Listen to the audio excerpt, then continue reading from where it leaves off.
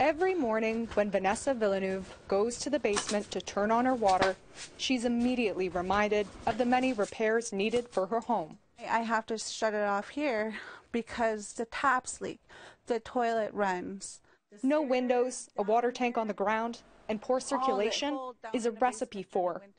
See, there's mold over there too.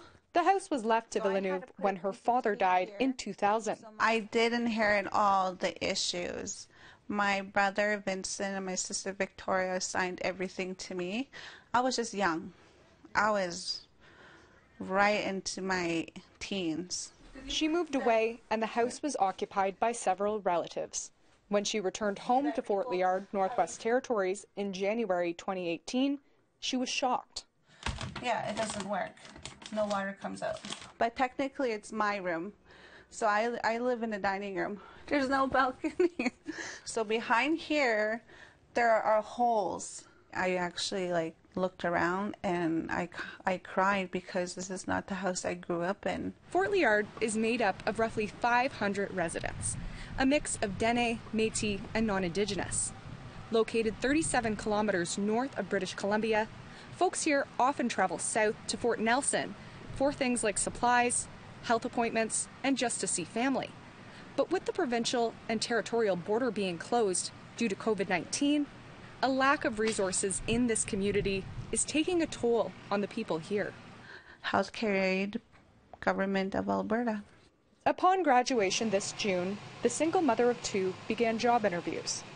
Problem is, all of the positions are outside of Fort Liard, which means she wouldn't qualify to receive help from the local housing corporation. If I move away from Fort Liard, I won't be able to apply for the forgivable loan because I won't be living here anymore. I have to be living in Fort Liard and in this house. The forgivable loan is essential to help Villeneuve pay off housing arrears she had acquired in her early 20s. And she's not alone. In town, Anthony Barreau has lived on his parents' lot for the last 4 years. His housing issues date back to 2007, when the housing corporation moved his family.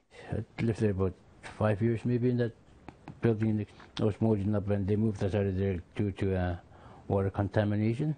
But rent skyrocketed in the new unit his family was placed in. It was 300. 300? Yes. And after they did when they moved us, it jacked up to 1480. Wow. And it would have been yourself, your plus wife? me, and my wife doesn't work at all. She was uneducated, so there's me plus my wife. There's two, and there's another 4 kids. There's 6 of us who were living there.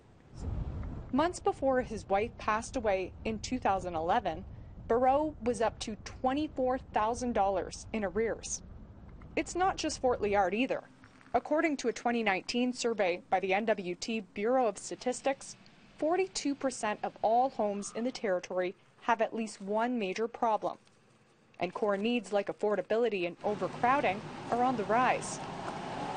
APTN reached out to NWT Housing Corporation, but were unable to receive an interview before airtime.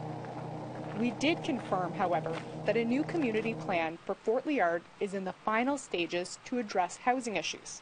Whatever's behind For here, Villeneuve, this never used to she's be holding behind out. here. And I want this house to be fixed because I want to have a house that I can actually own, not be in debt. I want to have a home that I can actually call a home.